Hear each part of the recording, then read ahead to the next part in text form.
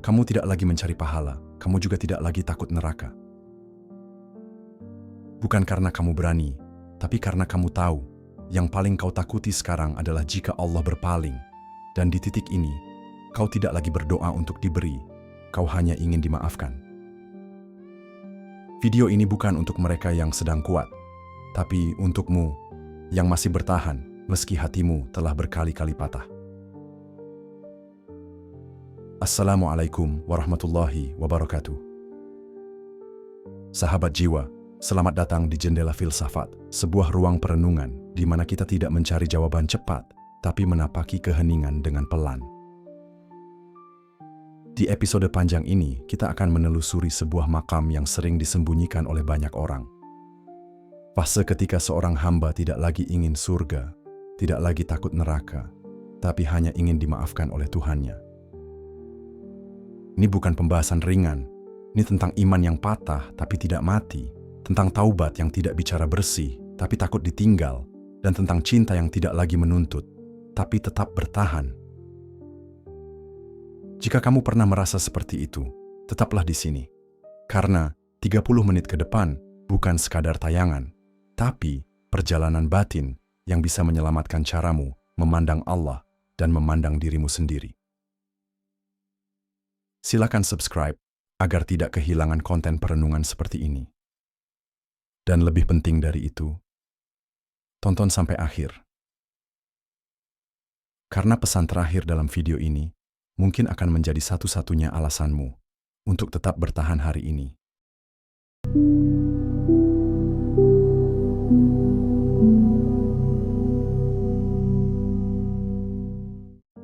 Kamu pernah berdoa demi surga, tapi kini hanya ingin diampuni. Di masa lalu, doamu seringkali dipenuhi permintaan-permintaan yang manis.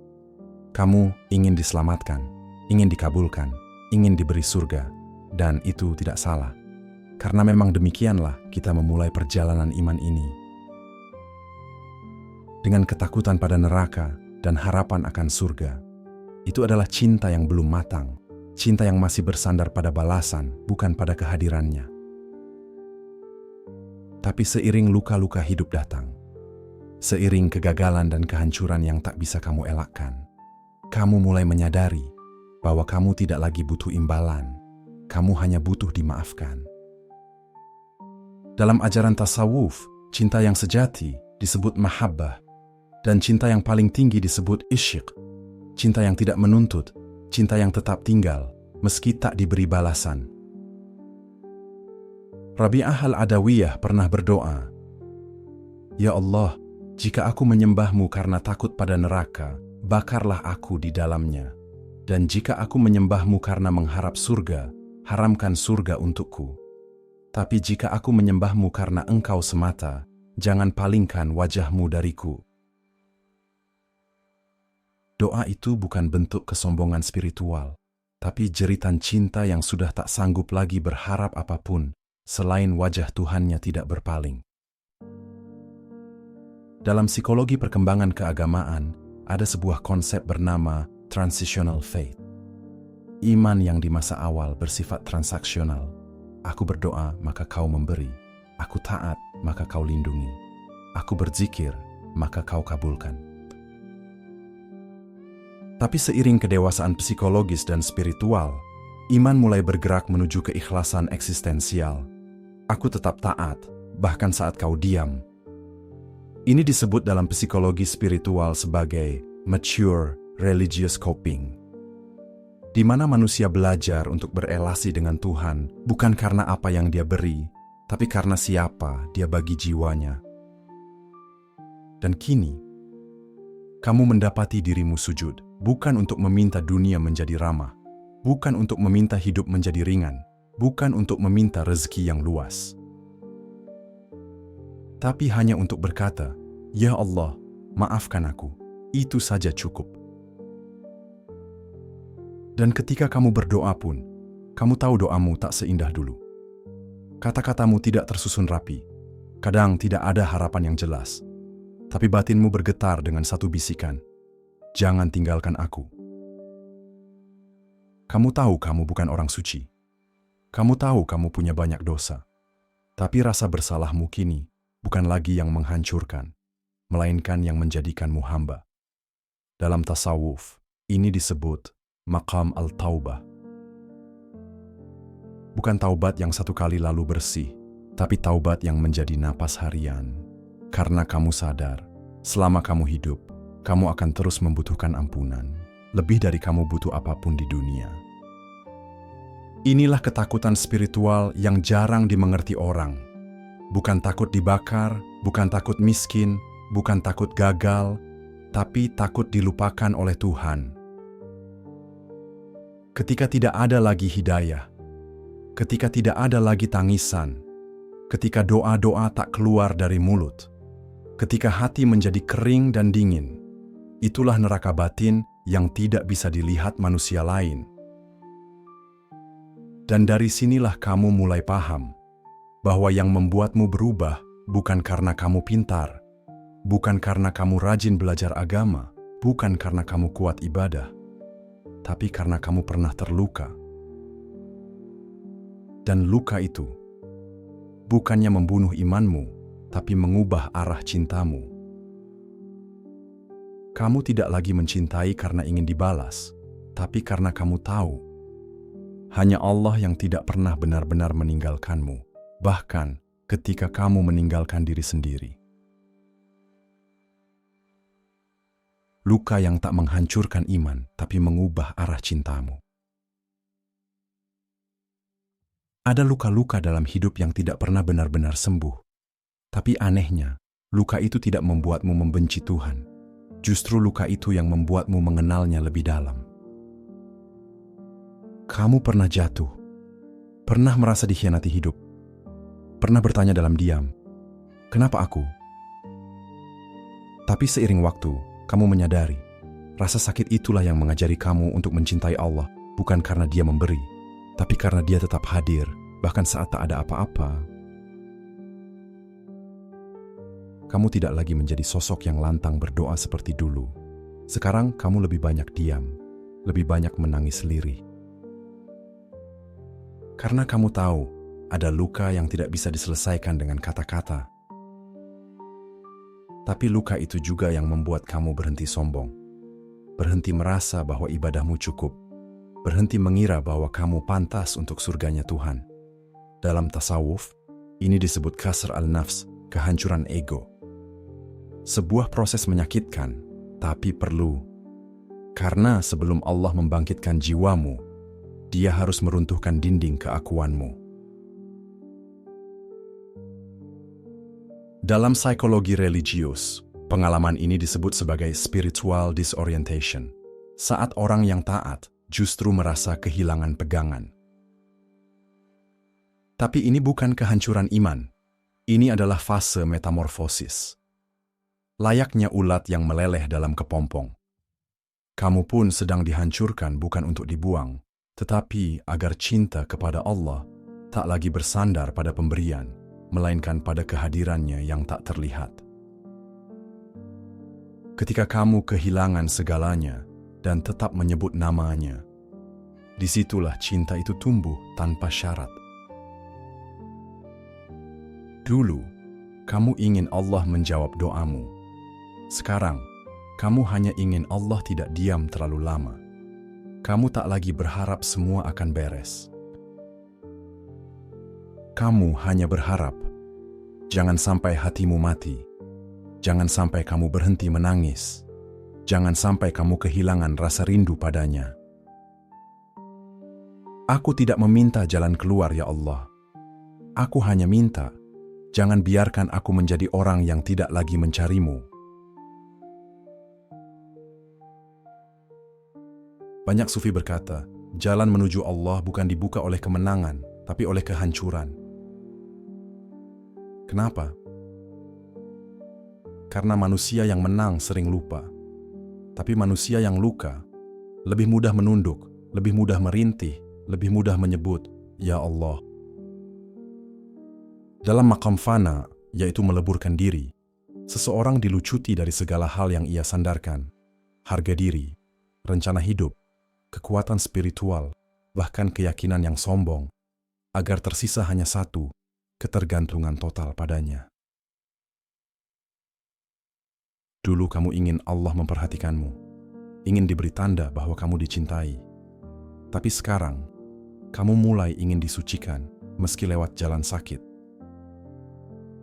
Kamu mulai mengerti bahwa rasa sakit bukan tanda kebencian Allah, melainkan caranya membersihkan cinta yang masih penuh kepentingan. Seperti api memurnikan emas, luka memurnikan cinta. Dan pada akhirnya, kamu sampai pada satu titik, bahwa cinta sejati tidak menuntut untuk dimengerti. Ia hanya ingin tetap ada. Kamu tak lagi berkata, "Ya Allah, kenapa hidupku begini?" Kamu hanya berkata, "Ya Allah, aku tetap di sini, meski aku tak paham apa-apa." Itulah cinta yang telah matang. Dan di sanalah kamu akan mulai memahami. Ada cinta yang tidak lagi menuntut, tapi justru menjadi tempat berteduh terakhir dalam hidupmu. Ada cinta yang tidak lagi menuntut. Setelah semua luka, setelah semua kehilangan, kamu mulai sadar. Ada cinta yang tidak lagi menuntut apa-apa. Ia tak lagi meminta dibalas, tak lagi berharap dimudahkan, tak lagi mengejar tanda-tanda. Ia hanya ingin tetap dekat, meski tidak dimengerti, meski tidak selalu disapa, meski harus menunggu dalam diam yang panjang. Inilah cinta yang tidak lagi lahir dari keinginan, tetapi dari kebutuhan ruhani yang terdalam, bahwa kamu tak bisa hidup tanpanya. Allah berfirman dalam surah Al-Baqarah ayat 186. Dan apabila hamba-hambaku bertanya kepadamu tentang aku, maka sesungguhnya aku dekat. Aku mengabulkan permohonan orang yang berdoa apabila dia berdoa kepadaku. Maka hendaklah mereka memenuhi perintahku dan beriman kepadaku agar mereka memperoleh petunjuk. Tapi ada satu ayat lain yang jarang dikutip, namun begitu dalam maknanya bagi orang-orang yang mencintai Allah dalam diam. Dan dialah yang menerima taubat dari hamba-hambanya, memaafkan kesalahan-kesalahan, dan mengetahui apa yang kamu kerjakan. Perhatikan, Allah tidak berkata, yang mencintaiku dengan sempurna, atau yang taatnya konsisten. Tapi cukup yang kembali, tanpa syarat, tanpa tuntutan, tanpa keindahan ibadah. Cinta seperti ini hanya bisa dipahami oleh mereka yang pernah hancur, tapi tidak pernah benar-benar meninggalkan Allah. Dalam tasawuf, cinta yang seperti ini disebut mahabbah murni. Cinta yang tak menginginkan surga, tak takut neraka, hanya ingin diperbolehkan mencintai. Ya Allah, jangan larang aku mencintaimu, meski aku tahu cintaku sangat kotor dan tidak tulus. Inilah maqam yang disebut para sufi sebagai ubudiyah mahbubah, penghambaan yang dilandasi oleh cinta, bukan oleh ketakutan. Ruh dari cinta ini adalah ketundukan yang tidak bisa dijelaskan oleh logika dunia.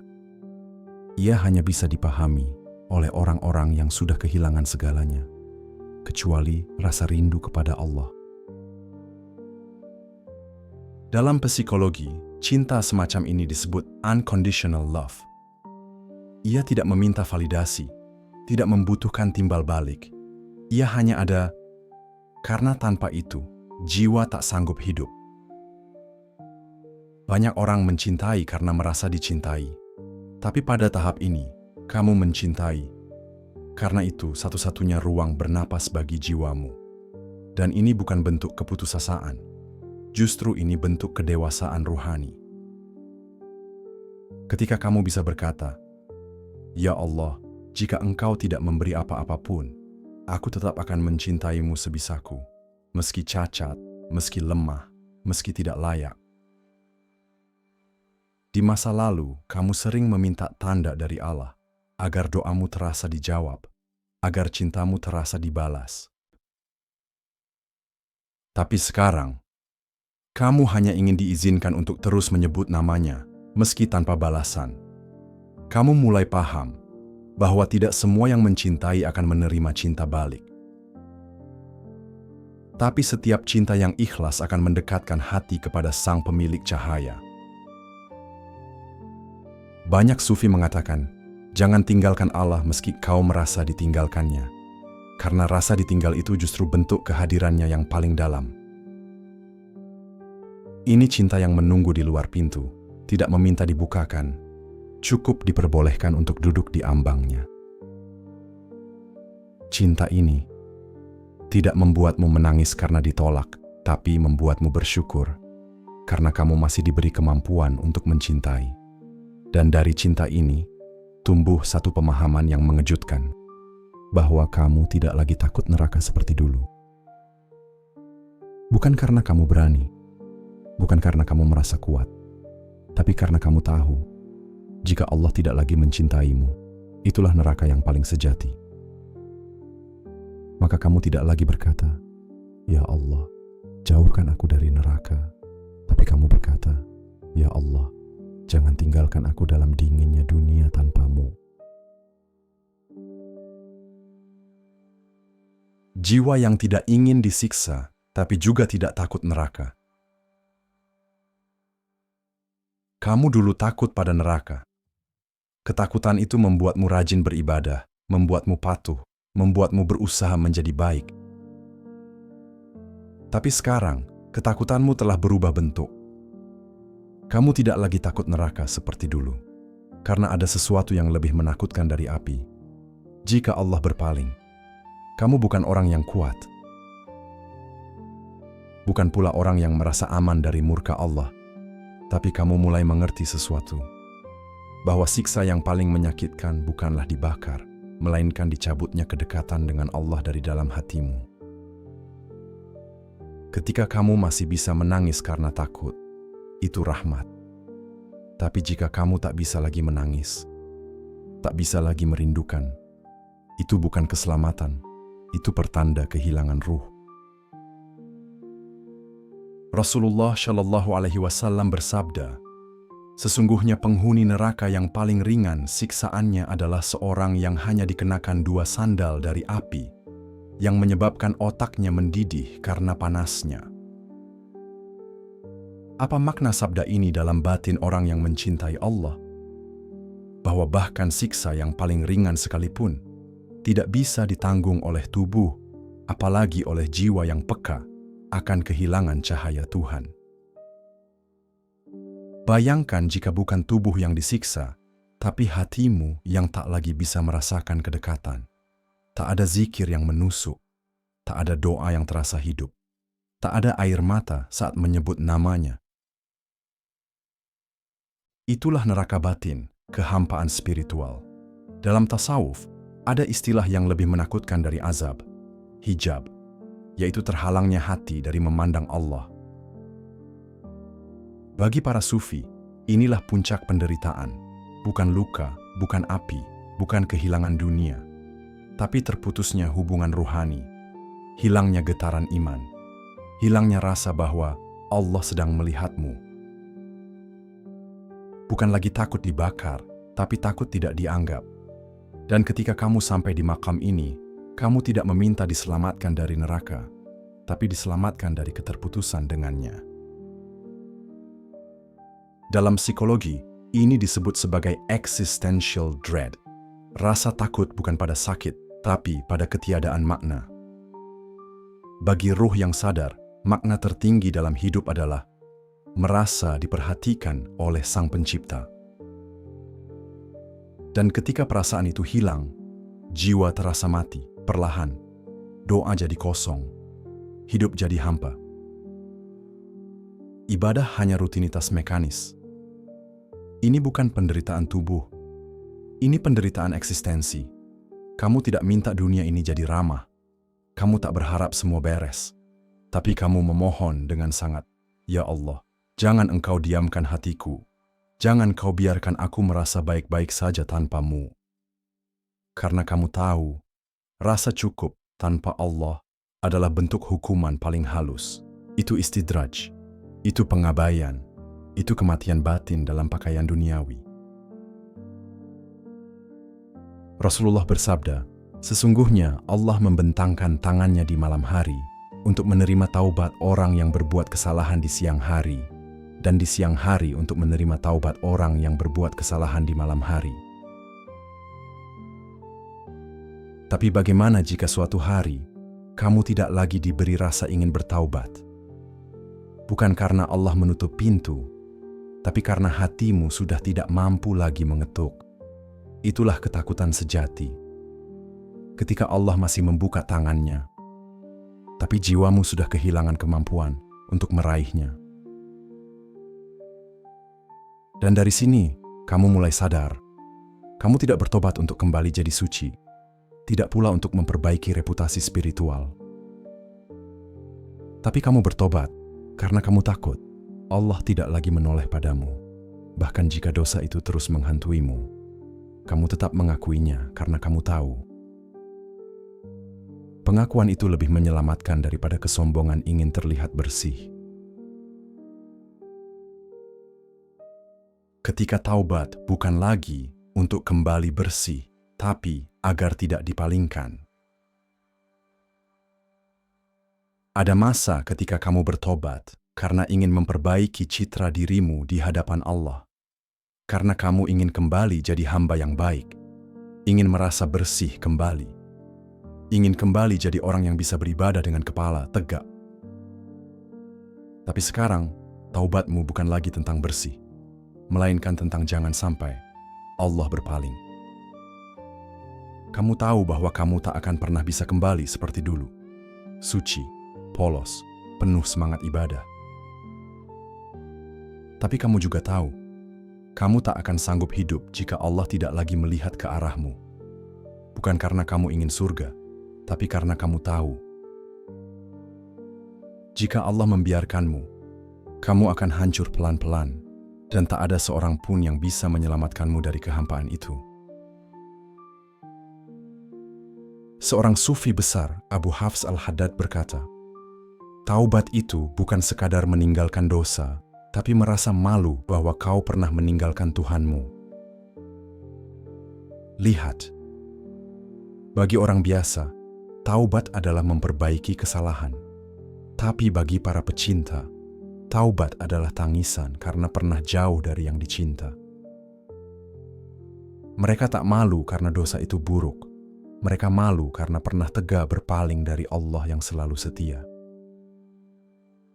Kamu tidak lagi peduli apakah orang lain melihatmu sebagai hamba yang taat atau tidak.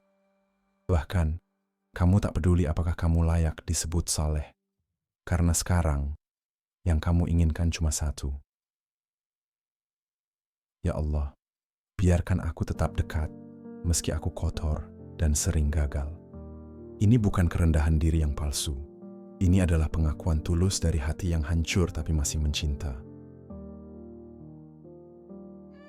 Dalam psikologi spiritual, ada fase yang disebut radical self-acceptance, menerima kenyataan bahwa kamu tidak akan pernah sempurna, tapi kamu tetap pantas untuk kembali kepada Tuhanmu.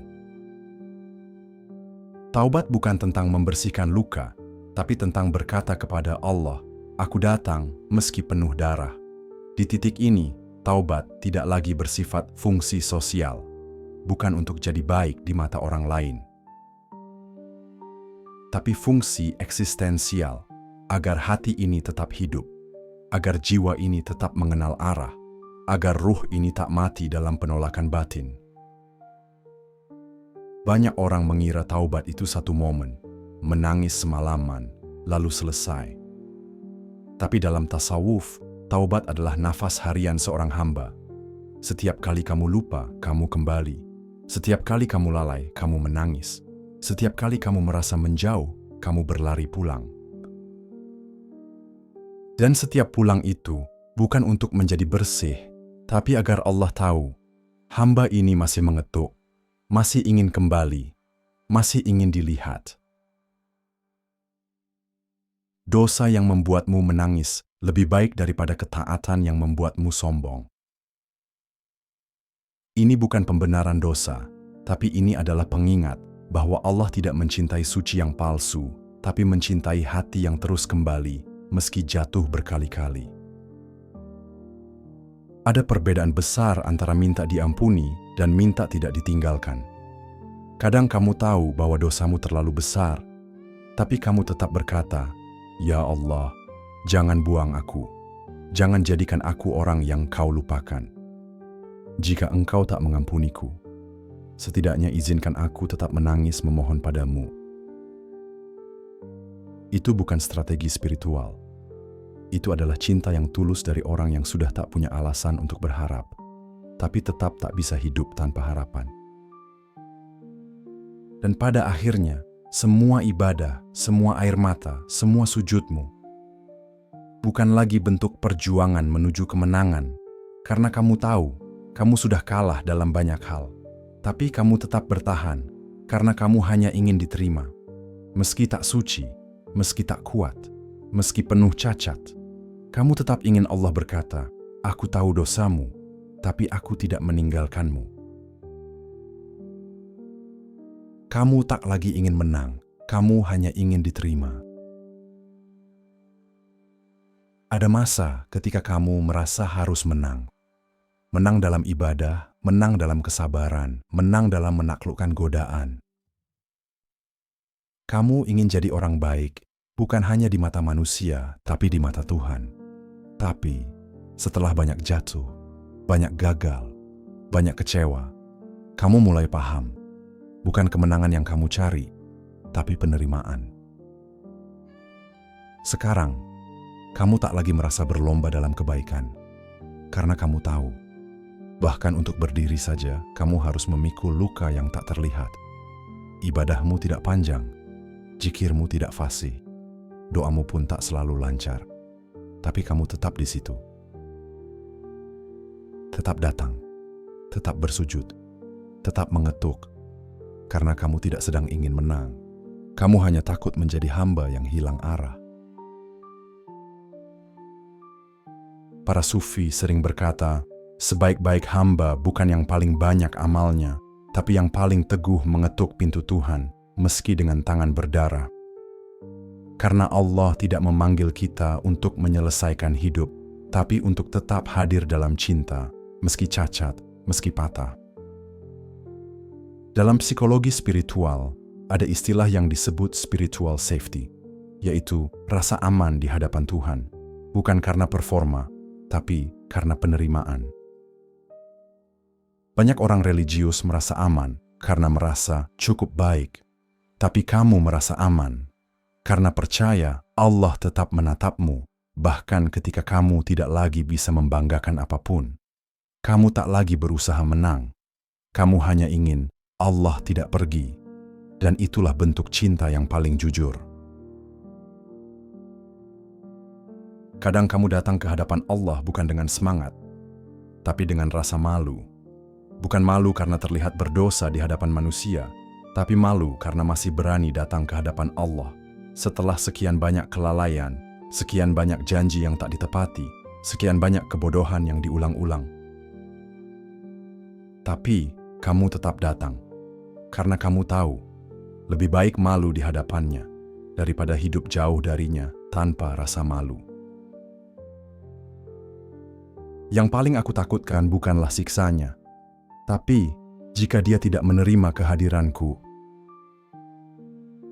Ini bukan bentuk penghindaran, bukan pula lari dari tanggung jawab, tapi ini adalah bentuk kerendahan hati yang terdalam. Bahwa engkau tidak merasa pantas untuk diterima, tapi tetap datang, karena engkau tak sanggup hidup tanpa cintanya.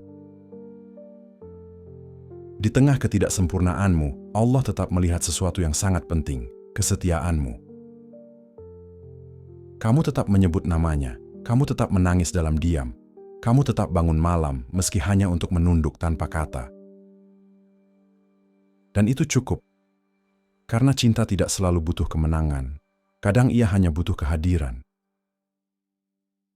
Kadang kamu datang ke hadapannya dengan kata-kata yang patah, dengan hati yang beku, dengan iman yang tinggal sisa, tapi kamu tetap datang. Karena kamu tahu, Lebih baik datang dalam keadaan hancur daripada menjauh dalam keadaan sombong. Dan setelah semua perjalanan ini, kamu sadar bahwa yang kamu miliki sekarang bukan iman yang bersinar, bukan semangat yang membara, bukan kekuatan yang menakjubkan, tapi kamu punya satu hal yang masih bertahan. Keyakinan kecil yang tidak pernah mati. Ia tidak terang, ia tidak gagah, ia bahkan tidak selalu muncul saat kamu butuhkan. Tapi ia tetap hidup, meski kau tak lagi bisa menggenggamnya erat. Dan mungkin, itulah iman yang sejati. Inilah keimanan yang tidak bersinar, tapi tidak bisa dibunuh. Imanmu mungkin tak seindah dulu. Ia tak lagi menyala terang, tak lagi bersinar gagah seperti ketika kamu baru mengenal agama, tak lagi penuh gairah seperti masa awal hijrah. Sekarang, ia tinggal seperti api kecil dalam sisa bara, yang sesekali nyaris padam, namun tak pernah benar-benar mati. Dan barangkali, itulah bentuk keimanan yang paling jujur. Kamu tetap menyebut nama Allah, bukan karena kamu yakin doamu didengar, tapi karena kamu tak tahu lagi kepada siapa harus menangis. Kamu tetap bersujud, bukan karena kamu yakin sujudmu akan mengubah segalanya, tapi karena kamu tahu, tidak ada tempat lain yang layak menjadi tempat pulang. Aku tidak tahu apakah engkau masih menerimaku, tapi aku tak sanggup hidup tanpa menyebut namamu. Iman itu bukan tentang menangis dalam ibadah atau semangat yang menggebu, tapi tentang bertahan mencintai, bahkan ketika tidak diberi apa-apa. Itulah iman yang tak bersinar, tapi tak bisa dibunuh. Karena ia tak tergantung pada emosi, tak bergantung pada peristiwa, bahkan tak butuh validasi dari manusia. Ia hidup, karena Allah lah yang menahannya tetap hidup. Imanmu hari ini barangkali tidak berbicara lantang. Tidak seperti orang lain yang mudah menasehati dan merasa yakin atas segalanya. Tapi meski membisu, hatimu tetap menolak untuk berpaling. Meski letih, meski ragu, meski penuh tanda tanya, hatimu masih memiliki satu bekal terakhir. Aku tidak bisa meninggalkan Allah. Dalam psikologi jiwa, fase ini disebut sebagai iman pasca krisis, yaitu iman yang tidak lagi dibentuk oleh kebanggaan, tidak dibentuk oleh rasa benar, bahkan tak lagi dibentuk oleh suasana hati. Ini adalah iman yang berhasil melewati hancurnya ilusi dan tetap hidup, meski nyaris tanpa alasan logis. Dan justru karena itu, iman ini lebih kokoh, karena ia hidup bukan dari logika, tapi dari cinta yang telah diuji luka. Para sufi menyebut fase ini sebagai fana al-iradah, hancurnya kehendak pribadi di hadapan kehendak Allah. Di titik ini, kamu tidak lagi berharap Allah menyesuaikan rencanamu. Kamu hanya ingin tetap bersamanya, meski rencanamu gagal, meski hidupmu gelap. Aku tidak tahu kemana Engkau bawa aku, ya Allah, tapi selama Engkau tetap bersamaku, aku tidak perlu tahu. Kamu tidak melihat masa depanmu dengan jelas, tidak tahu apakah hidupmu akan berubah, tidak tahu apakah kamu akan diberi akhir yang baik, tapi kamu tetap melangkah karena kamu percaya, selama Allah masih ada dalam langkah itu, tidak ada yang perlu ditakuti. Ini bukan keberanian, ini bukan kekuatan. Ini adalah iman yang telah melewati ujian keterasingan dan tetap memilih untuk tinggal. Sebagai penutup dari seluruh perjalanan ini, dengarkan firman Allah yang sangat lembut, seakan ditujukan untuk hati-hati seperti milikmu. Kecuali orang-orang yang bertobat, beriman, dan mengerjakan kebajikan, maka mereka itu akan Allah ganti kejahatan-kejahatan mereka dengan kebaikan. Dan Allah Maha Pengampun, Maha Penyayang. Dan jika kamu belum bisa berbuat banyak, tetap datanglah, tetap pulanglah, tetap bertahanlah. Karena Allah lebih melihat kerinduanmu daripada kemampuanmu. Bayangkan adegan, seorang hamba sujud dalam sepi, tidak menangis, tidak memohon, tidak juga meminta. Ia hanya diam, tapi diamnya penuh harap. Diam yang berkata dalam hati, "Ya Allah, aku tahu Engkau tahu bahwa aku lemah, tapi aku tidak pergi. Aku tetap di sini. Aku tetap menunggumu." Dan mungkin itulah bentuk tertinggi dari iman, bukan yang gemilang, tapi yang setia tinggal, meski tanpa cahaya.